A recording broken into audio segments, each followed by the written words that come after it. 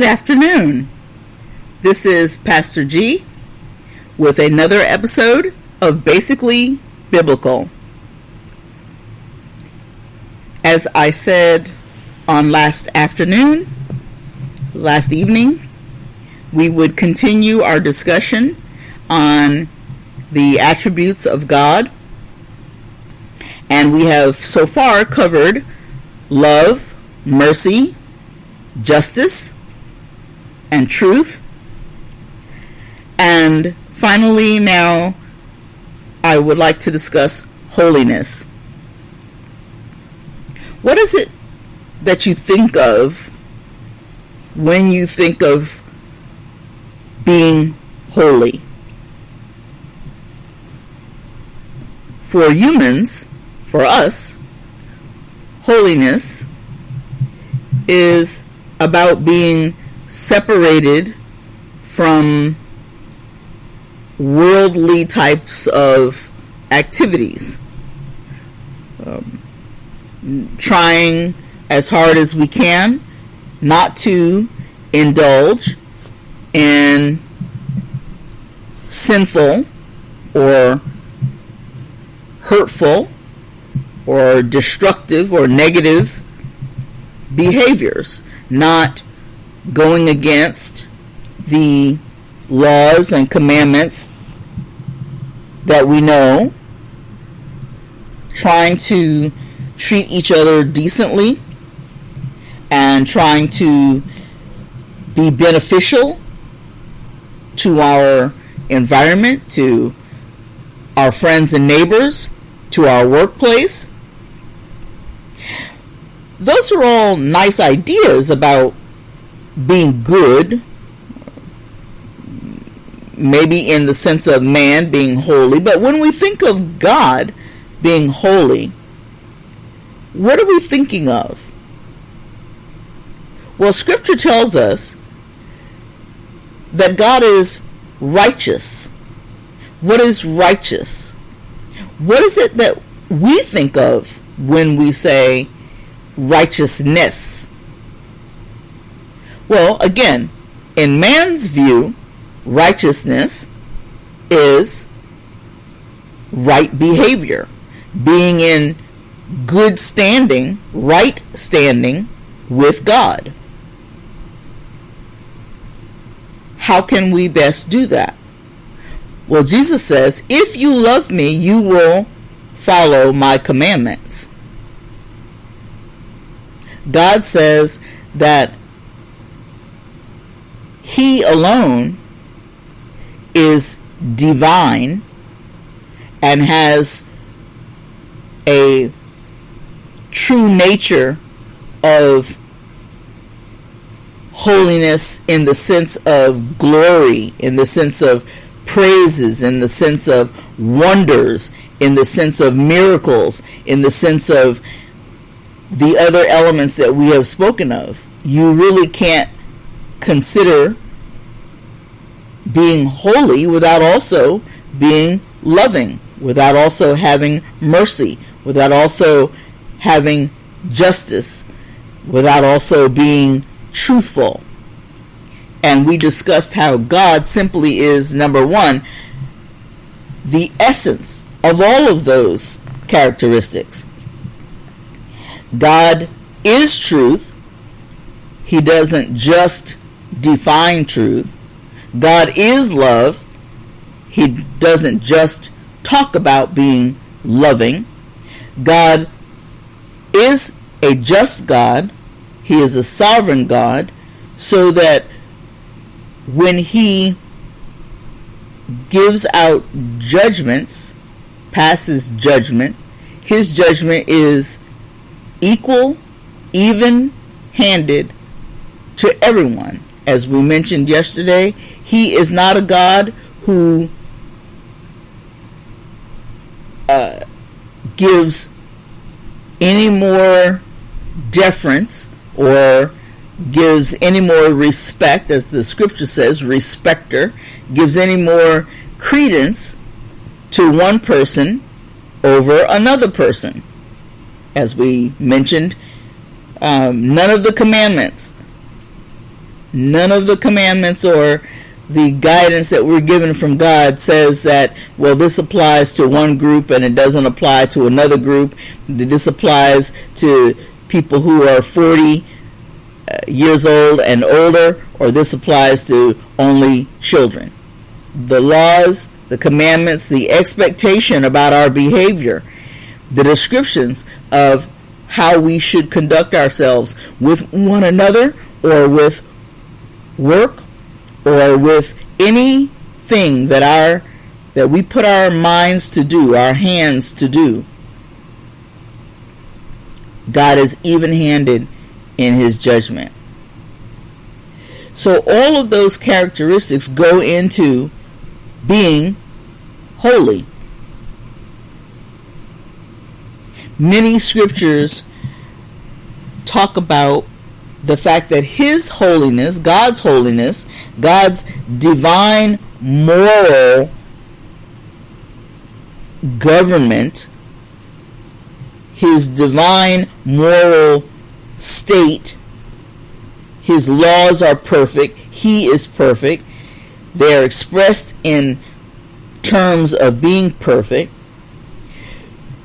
but his state of being holy is eternal, is everlasting, is not limited. So when we talk about our own sense of being holy, we all know that there are days, sometimes many times during the day, that we are probably not acting as holy as we would like to. I just want to remind you that we are live, so if you have any questions or you'd like to chat with me, the chat line is open and we can take questions or comments. But again, everything about God is holy. Now, you and I both know we can't say that about ourselves.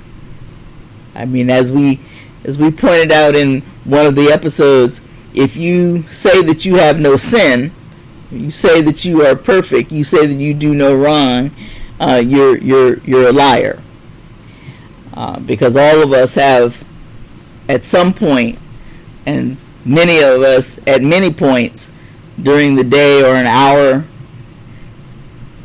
and certainly throughout our lives, we have done something wrong, something that goes against God's laws, something that goes against even our own sense of decency. But God is holiness. God is holy. And God asks us to be holy. And he asks us to be holy even though he understands that we are not perfect. But he gives us every opportunity. He gives us all the information we need in the Bible. I'm sure you have heard of the Bible being referred to as the basic instructions before leaving earth. Bible, basic instructions before leaving earth. And in the Bible, there is a scripture, there is an application of text, a parable, a story, a demonstration of every aspect of our lives today. Many people say that the Bible does not apply to today. It's old, it's antiquated. But every activity that we partake in today, all over the world, is already described in the Bible. So when God asks us to be holy, to do as he does, to hate what he hates and love what he loves, he has a full expectation that we are ultimately capable of doing that. But because we are not as close to him, because we don't walk with him in the same way that Adam and Eve did, or that Noah did, Moses, Abraham, we're not as close, we're not as connected. I can only kind of put it to you like this. Imagine, when you left home, and sometimes people didn't just leave home, sometimes people were forced out of their homes. I understand that. But when you got away from home,